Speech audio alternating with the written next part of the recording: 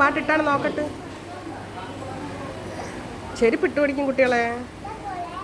ഇത് മതി എങ്കിലേ ടീച്ചറാണെന്ന് മനസ്സിലാവുള്ളൂ. അവൾ ഇടട്ടോക്കളെ. മാറിയില്ലടി.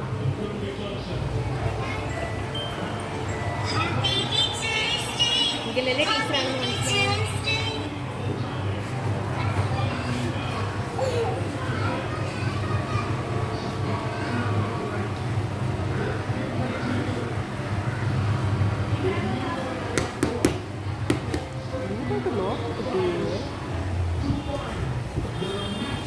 ഇതിന്നൊരു ടെക്സ്റ്റ് കൈ വെച്ച്